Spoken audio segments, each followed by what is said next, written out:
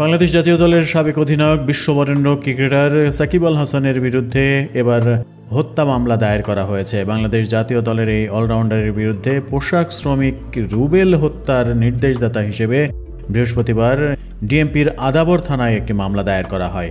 সাকিব আল হাসানকে মামলার 28 নম্বর এজাহার নামেও আসামি করা হয়েছে। মামলায় 28 নম্বর আসামির ঠিকানা লেখা হয়েছে সাকিব আল হাসান, সাবেক সংসদ সদস্য, পিতা মশরুর রেজা, সাহাপাড়া, নতুন বাজার, ডাকঘর, মাগুরা। সাকিব ছাড়াও এই মামলায় আসামি করা হয়েছে সাবেক প্রধানমন্ত্রী শেখ হাসিনা, ওবায়দুল কাদের সহ 156 জনকে।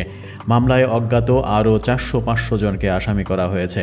রুবেলের বাবা রফিকুল ইসলাম বাদী হয়ে মামলাটি করেছেন। ডিএমপির আদাবর থানার পরিদর্শক মোহাম্মদ নজরুল ইসলাম মামলার বিষয়টি নিশ্চিত করেছেন গণমাধ্যমকে। মামলার এজাহারে বাদী অভিযোগ করে বলেছেন, 5 আগস্ট রুবেল আদাবরের রিং রোডে প্রতিবাদী মিছিলে অংশ নেয়। এ সময় আসামিদের প্রত্যক্ষ ও পরোক্ষ নির্দেশ, প্ররোচনা, সাহায্য, সহযোগিতা ও প্রত্যক্ষ মদদে কেউ মিছিলে গুলি ছুড়ে। বুকে ও পেটে গুলিবিদ্ধ অবস্থায় রুবেলকে হাসপাতালে নিলে চিকিৎসারত অবস্থায় 7 আগস্ট রুবেল মারা যায়। সাকিব আল হাসান যখন বিদেশে অবস্থান করছিলেন তখন বিদেশে অবস্থানরত একজনের বিরুদ্ধে এই হত্যা মামলার নির্দেশদাতা হিসেবে যখন আসামি করা হয় তখন সেটি নিয়ে সমালোচনাও হচ্ছে।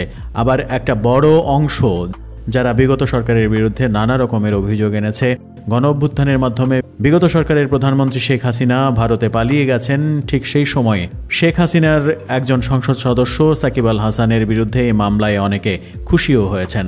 এখন দেখার বিষয়, সাকিব আল হাসানের বিরুদ্ধে যখন হত্যা মামলা হলো তখন তিনি দেশে ফিরে আসতে পারেন কিনা, কিংবা ক্রিকেটেও নিয়মিত থাকতে পারেন কিনা। অনেকেই সন্দেহ পোষণ করছেন এরকম আরও মামলা হয়তো হয়ে যাবে। সেই ক্ষেত্রে সাকিব আল হাসানের দেশে ফেরা অনিশ্চিত হয়ে পড়বে আর তার ক্যারিয়ারটাও অনিশ্চিত হয়ে পড়বে।